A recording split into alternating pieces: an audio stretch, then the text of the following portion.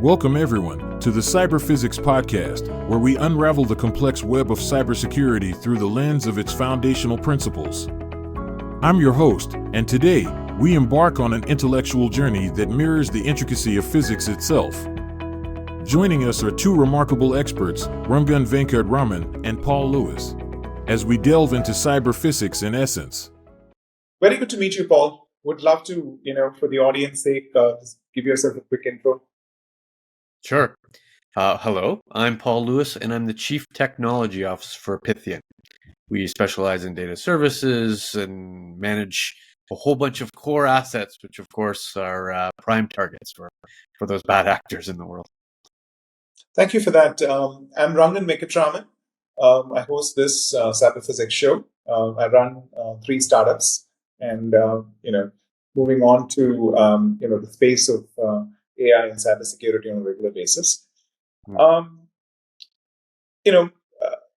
me start with perhaps the focus on security, especially the area of generative AI. Even if I look at global business services, which very many companies do have, if you really look at where global business services has moved to, it's sort of global generative businesses right now, and the side of generation has sort of moved from classic repetitive cybersecurity to what I would basically call cybersecurity for the next gen. And the next gen cybersecurity is sort of where I think a lot of the challenges are still evolving, and there are no really good solutions as yet. What are your thoughts and perspectives on that? It is true that this, we'll call it nascent technology of Gen AI, has created more risks than value currently, right? It is the top of unexpected expectations, right? So it's at the peak. There is 12 to 14 months of going through potentially bad events. We've seen events occur even the last few weeks, right? The OpenAI, we'll call it leadership and board drama, right? That part and parcel of some of those concerns. We haven't solved some of the foundational security, privacy, hallucinatory level problems with Gen AI. Most CIOs and CTOs I talk to, for the most part, remove the ability for their sort of constituents to go to ChatGPT or Google Bard. They might subscribe to the embedded Gen AI functions, like within SAP or in Workspace or GitHub Copilot, but they're unwilling to sort of expose their intellectual property or consume intellectual property from the external consumer. Right? Gen AI, by its very nature, is artificial intelligence to generate content, whether that's text or images or music or video, right? But we think, or I think, enterprise Gen AI is kind of different, right? Enterprise Gen AI really is that bridge of enabling this human creativity that's required in everyday business with actually complex tools, right? It's complex algorithms. It's not just the sum of human knowledge, but it's the enterprise knowledge, right? Enterprise data, enterprise knowledge base, enterprise customer data, and putting in the appropriate governance in place to support that. And it's the governance that kind of is the missing link here, which is what you're talking about. No, you bring up a great point on governance, and I think governance is the right word because it sort of encompasses ethics, encompasses legal, it brings all those pieces to consideration. Because at the core of it, it's very difficult to sometimes debate on ethics because it varies by countries, it varies by groups, it varies by enterprises. Definitely there is a difference in that. But let me even glean towards products which seem to be emerging in the enterprise space. Call it Alpha Sense. These are search companies that essentially focus on enterprise data. And I'm pretty sure that they use LLMs and SLMs, behind the scenes to actually achieving this. How are they? I mean, maybe something about these products or you don't, but in general, I mean, how do you see these companies who are actually running on unicorn valuations that are developing enterprise-based solutions. Do you see them actually solving some of these governance issues, or do you see them sort of exacerbating it? I think one entertains a Gen AI initiative in three different ways. I think you have a choice of DIY, right? You're going to use the functions of the hyperscalers to, modify, tune an LLM, apply it to your own data, and create sort of software engineering package to apply it into your website. That's one option. Option number two is to use the embedded functions, right, of the co-pilots and do it AIs of the world, right? There are functions that you'll pay, $30 a month for the privilege of writing an email, right? And then the options you're talking about, which is what I'll refer to as the marketplace options, right, where they exist to do something specific. In those circumstances, it might be enterprise search, or it might be, have a conversation with your data, right? More of a chatbot-like function, but has access to all of your knowledge base or even all of your customer data.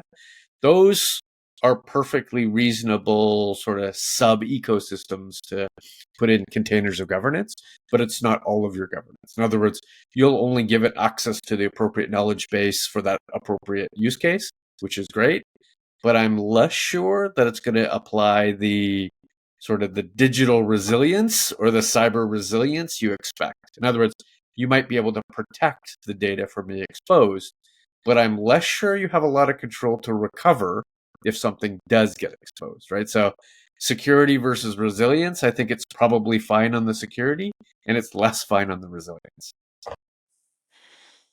Well, that's well put. I mean, so if you really look at the landscape as it stands today, so then let's talk about perhaps companies that are playing in the governance place. Do you see any upcoming companies that are doing interesting work in the Gen AI governance space? Because if you think about governance, risk, and compliance, they've existed for a long time. And then there are many controls that do exist. So if you take SOC 2, if you take CIS, you take ISO, the works. Now, what I have not seen is the addition of AI in any of these things, because we are basically in AI 2.0 as we can look at it. Right. And in AI 2.0, I'm not seeing any of these compliance or controls being added for this. Maybe you have, but I've not seen anything. No, I so echo your concern. While I see them, attracting and attacking the sort of security plane in terms of sort of identity and access management, that is part and parcel of any one of these sort of sets of tools.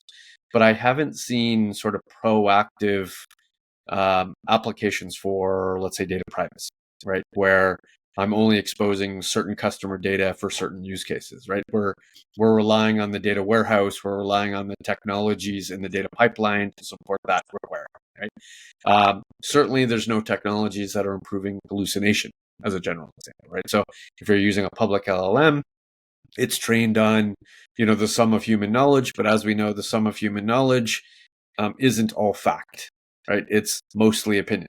So which creates hallucination. And as it's trained on more and more social data, then it's going to be, in fact, more hallucinatory. We have a intellectual property problem in that if let's say I do a simple sort of code compress or code debugging or code optimization in ChatGPT, it now owns the code that you've put in the window, right, in the prompt. So now you've sort of lost ownership of that. Then the reverse is true, that you have a potential intellectual property problem where you're taking code generated by those consumer products and putting it in your technology. Now you have to have a different set of license guidelines, right, to support that, because you don't technically own the code that you just put into your own system. Right? So there's a lot of missing guardrails, and I don't think individual marketplace technologies can really supply those functional guardrails outside the data pipeline, which means governance is not a tool at this point. Governance needs to be an enterprise deployment. I need enterprise privacy controls, enterprise security controls, enterprise access controls, enterprise PCI, right? Enterprise HIPAA, right? I need all of these things because it's not just technical controls, it's people controls, it's process controls. All of those are still relatively the same. The problem with the Gen AI functions is that a lot of the technology happens to be external to your business. And it's external to your business because you can't afford the internal version, right? TPUs, GPUs are expensive. The likelihood I'm going to buy a bunch of those technologies, hardware technologies, and put them in my data center is small, which means I'm forced to, in many ways, train my LLMs in some other system, right? And if it's just in a hyperscaler, you're fine because it has the appropriate security controls. In fact, arguably more secure than your data center. The problem is that when you're going to the consumer Gen AI function, that's when you've lost all control. Do you think OpenAI competitors like Anthropic, again, no one is probably in absolute scale doing a great job, and probably not the right expectation to have given how long this technology has been in existence.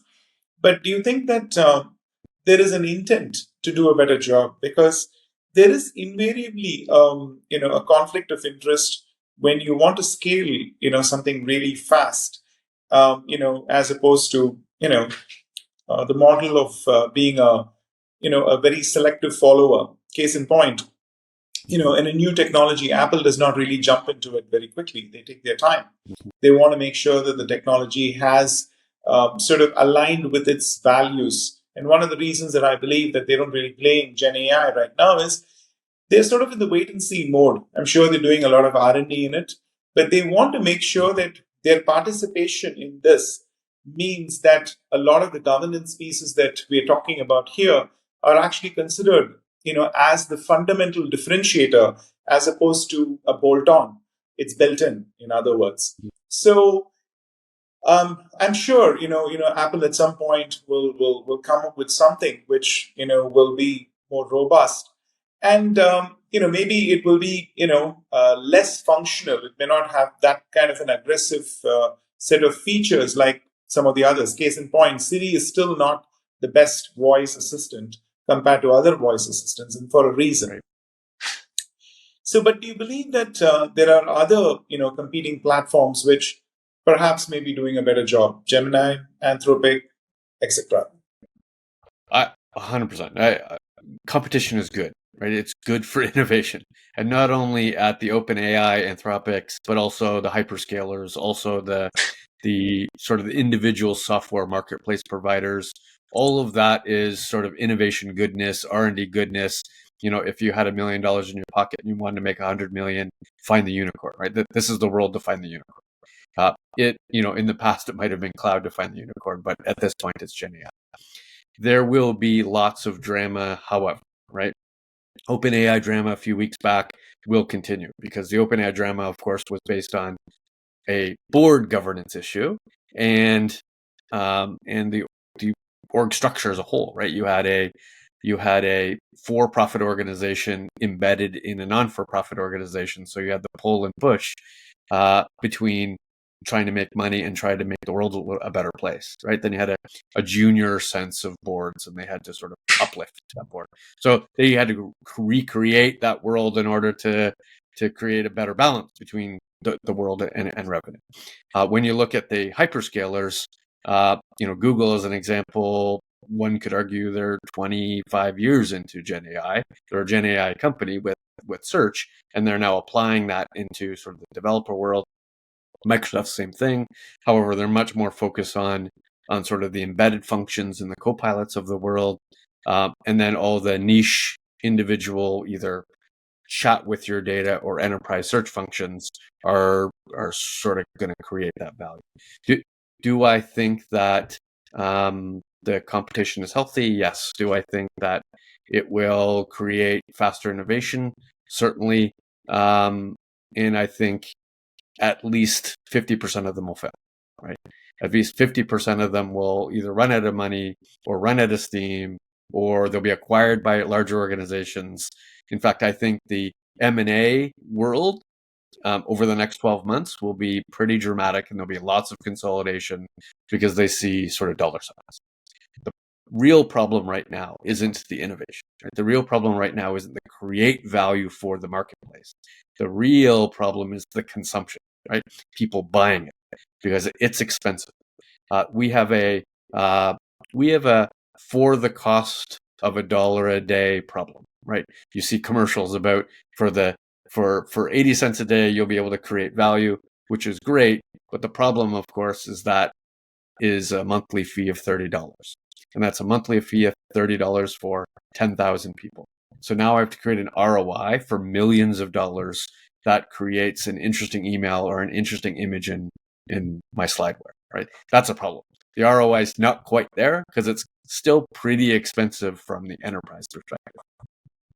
And of course, I mean, this is still the subsidized price that these companies charge, right? At the end of the day, the real cost of doing it is actually larger than what they're charging you, because the energy consumption is very high. And if you look at Microsoft, they're really looking at nuclear fusion and other kinds of technologies to actually support this. There is a real Microsoft case is losing here. money currently.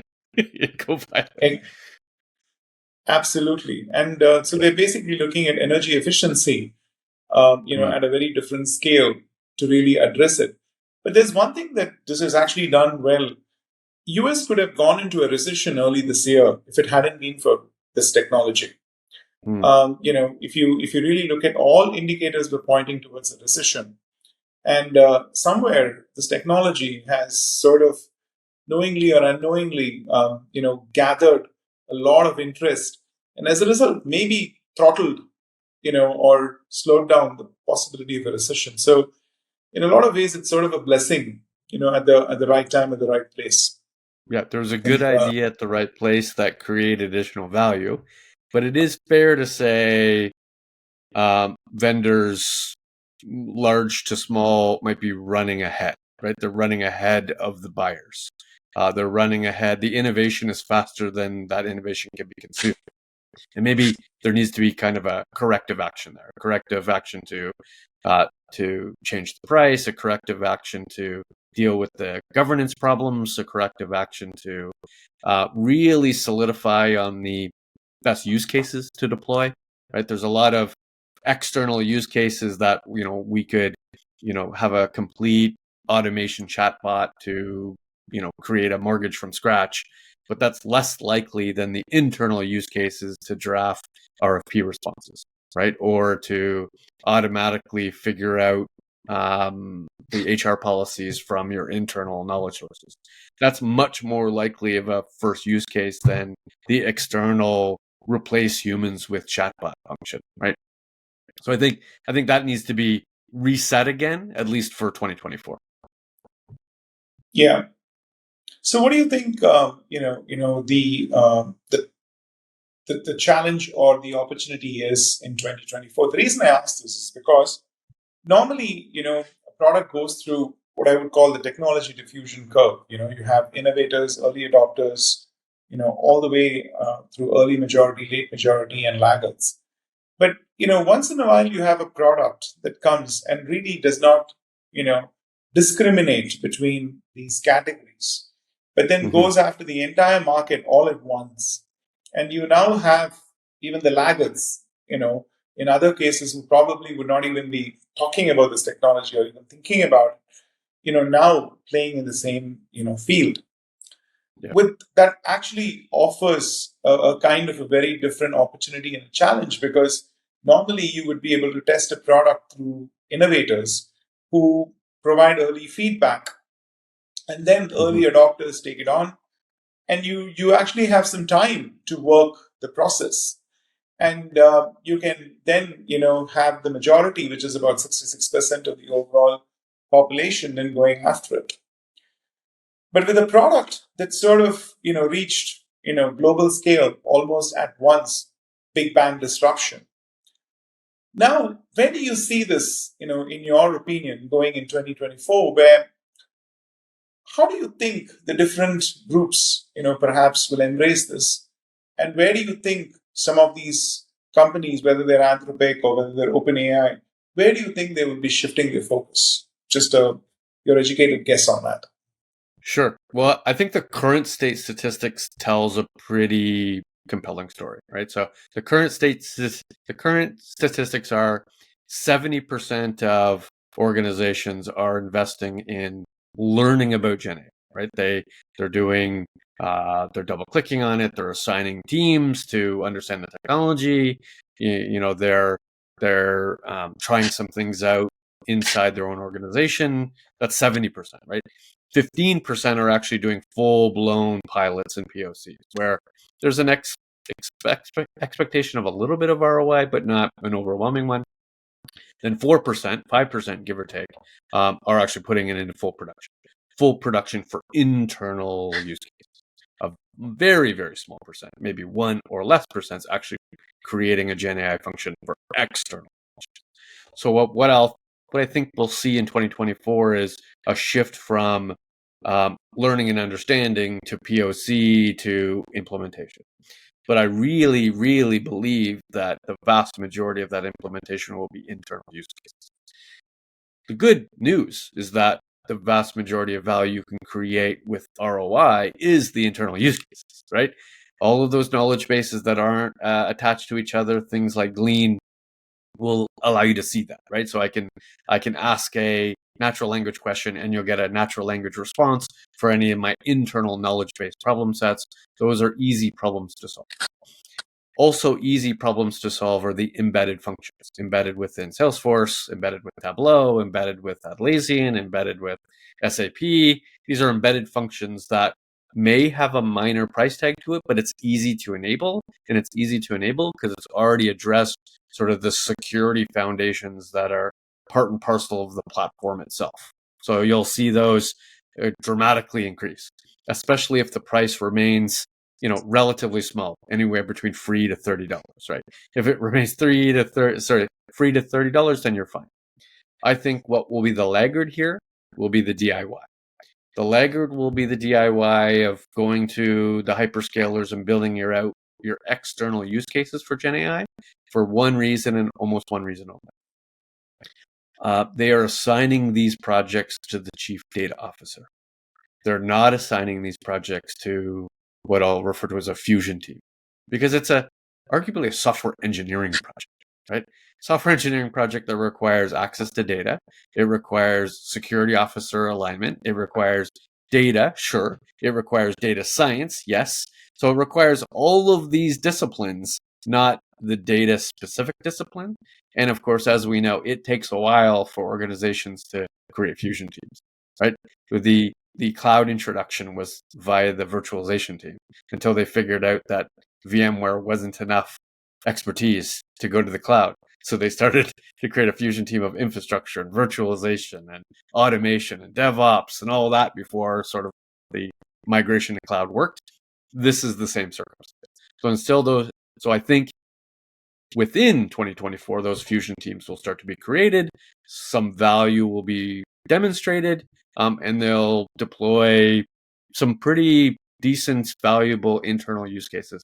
In 2025 will be the explosion of external use cases, right? They'll know the technology, they'll have the expertise, they'll have the right partnerships, they'll have an ecosystem of technology and other utilities, and they'll go to market in full force. As you were talking, what I was thinking about is, what if the CIO's role becomes Chief Interdisciplinary Officer? Because if you really look at, how the world is going, the word information officer sounds very, very retro. It does not appeal to the future. Right. And if you look at where the future lies, is the opportunity of or the other thing that could happen is the CIO should become Chief Insights Officer, Mm-hmm. and, because at the end of the day, you can have a company that is data rich, but insight poor. And you have an opportunity clearly for, taking that role to the next level, because the only way you're going to gather an insight is when you really look at data across different disciplines and you have to sort of unpack it. And, if you look at the problem statements of today, they no longer seem to be very, very siloed. They seem very interdisciplinary. And I think you can probably get the best insight when you cross over to other disciplines and you don't limit, your ability to, tap into knowledge that may come from a discipline outside of the core. You may be able to solve an engineering problem through, across multiple industries. Case in point, Tesla's VP of engineering, materials engineering, is shared between SpaceX and Tesla. Mm-hmm. And if you really look at a lot of the innovations across Elon's companies, I'll probably argue that it's because they use an interdisciplinary method, where they share knowledge across each of these companies. Each company, uses the other company for, getting better. XAI is going to now be part of Twitter's X platform. And, any 9-month-old company could never dream of having access to that kind of data, to actually get better. So if you really look at even a portfolio, you have an opportunity. You can take PEs, for example, that can actually look across portfolios and maximize the value. The sum of the parts will be greater than the individual. Yeah, you're right. There's a clear trend over the last 5 years to evolve the role of the chief data officer to a chief digital officer, the chief information officer to arguably be that fusion team owner. We've seen the chief information officer now have a seat at the table, right? They used to report to the CFO. Now they report to the CEO and participate in the growth programs. They participate in the efficiency programs. They might lead 70% of the digital transformation program because most of that is underlying sort of transformation technology. And data has moved from the side effect, right? What happens when you click the save button, right? To the actual asset of the organization, asset of IT that one needs to monetize. So they have a data monetization program that's not necessarily the role of the CDO, but it's the role of the CIO to match the monetization of data with the growth program of the organization. And then the CISO has evolved too, right? Not necessarily reporting to the CIO, but reporting to the chief security officer, who reports then to the board. Right, exactly. So now it's a board level organization conversation. In fact, the boards now have to have a security backgrounded person on the board to appreciate the potential threats that are coming through sort of that angle of the business. So yeah, all of these teams are evolving. And I agree with you that we'll call it the overlap between IT and OT is very strong now than it was in the past. It used to be IT was, especially in a manufacturing company, was, the ERP system. Now IT and OT are both the ERP system and the desktop and the data that's produced in the machines themselves. And that's all merged as a single unit so that can create value across, the real world and the digital world, which is obviously a benefit to everybody. I remember not too long ago, UPS, the CIO of UPS basically told the board that if there is a chip on any truck, that belongs to my organization. So it's now a computer. Exactly.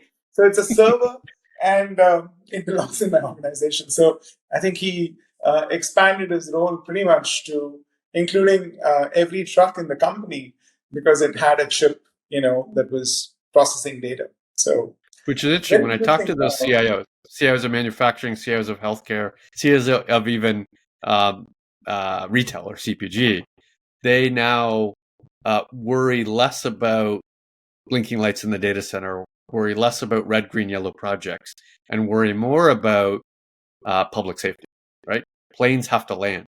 Machines have to be a distance away from the operator. Baby heart monitors have to be accurate, right? That is a very different sort of goal set of a CIO than it was 10 years ago. Exactly. So, enjoyed talking to you. We'd love to do some deep dives, in the future as our schedules align. We can even take deeper topics and sort of, use this as the high level conversation, but we can go deeper on this. This is the passion area for me, and I'm doing a lot of work in this space. So would love to do that if you're up to it. Absolutely. So look forward to it. I'll have Kimberly, set it up for future, but just wanted to wish you a very happy holidays, happy New Year, and look forward to hopefully seeing you sometime in January where we can do a deep dive on a particular topic. I'll send the topic ahead of time. Perfect. Thank you very much and have a great time off. Thank you so much. You too. As we wrap up this enlightening episode of the Cyber Physics Podcast, we want to express our deep appreciation to our insightful guests, Ranghan, Venkatraman, and Paul Lewis, for sharing their wisdom with us today. Cyber physics, in essence, has indeed brought us closer to understanding the intricate forces that govern our digital world. We hope you've gained valuable insights and inspiration to navigate the ever-evolving landscape of cybersecurity. Stay connected, stay informed, and remember, the essence of cyber physics is ever present in our connected reality. Until next time, keep exploring and seeking the equilibrium between innovation and safeguarding. Thank you for joining us on this captivating journey.